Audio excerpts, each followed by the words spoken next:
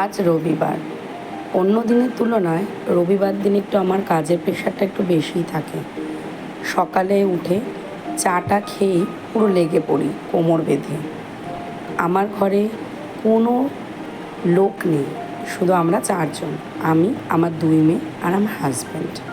তো যাবতীয় কাজ আমার সব করতে হয়, আমার কোনো কাজেরও লোক নেই। তাই মাছকে খেতে দেওয়া থেকে শুরু করে, সকালে চা থেকে শুরু করে, গাছে জল দেওয়া শুরু করে সব আমি করি। কিন্তু জানো তো, আমি যেহেতু আমার বাবা মার একটাই মাত্র মেয়ে ছিলাম, আমি বিয়ের আগে কোনোদিনই কখনোই কোনো কাজ করতাম না।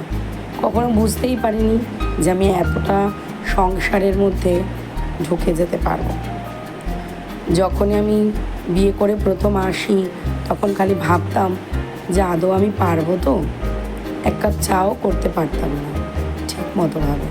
আর আজ আমি অনেক কিছু করি, পুরো একটা সংসার আমার হাতে পুরো তৈরি করা। হ্যাঁ, আমার শাশুড়ি মা আমাকে অনেক হেল্প করেছে বিয়ের পরে। আমি যাবতীয় যত রান্না বান্না সব আমি বেশিরভাগই শ্বশুরবাড়িতে এসে শিখি। এছাড়া আর ইউটিউব তো আমাদের সাহায্য করে, সবাই আজকাল জানে। তো আজকে রবিবার যেহেতু, তাই সকালবেলা ব্রেকফাস্টে বানিয়েছিলাম তেল ছাড়া পরোটা আর আলুর তরকারি। তেল ছাড়া পরোটাটা, এই রেসিপিটা আমি শিখেছি আমার শাশুড়ি মার কাছে। আমার শ্বশুরবাড়িতে ওই তেল দিয়ে যে পরোটাটা ভাজে সেটা কেউ পছন্দ করে না, তাই ওরা তেল ছাড়া পরোটা খায়। তেল ছাড়া পরোটাটা মানে হচ্ছে, যখন আমরা ময়দাটা মাখবো তখন ওর মধ্যে একটু নুন, চিনি আর একটু বেশি করে সাদা তেল দিয়ে ভালো করে উষ্ণ গরম জল দিয়ে মাখবো। মেখে ওটাকে মিনিমাম 15 মিনিট তোমাকে ঢেকে রাখতে হবে। তারপরে যেটা করতে হবে, যখন আমরা 15 মিনিট পর আবার একটুখানি তেল দিয়ে ওটাকে ভালো করে মেখে নিতে হবে। তাতে কি হবে, পরোটাটা একদম নরম তুলতুলে হয় আর একদম ফুলে ফুলে ওঠে। তো সেখান থেকে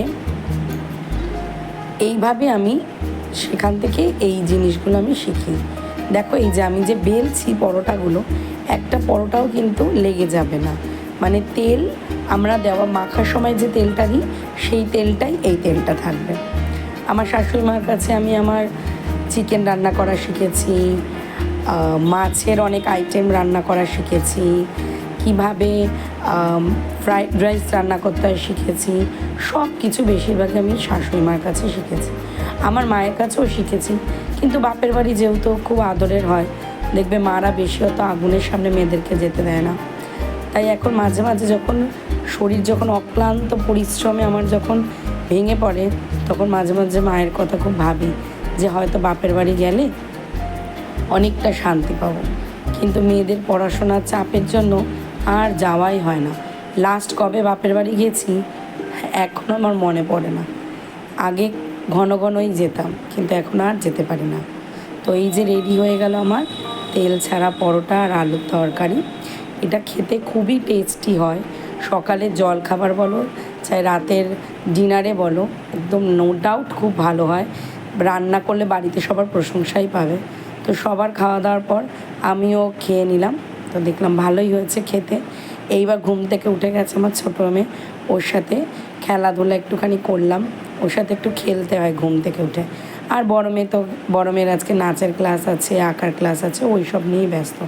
এইভাবে আমার রবিবার দিনটা কেটে যায়।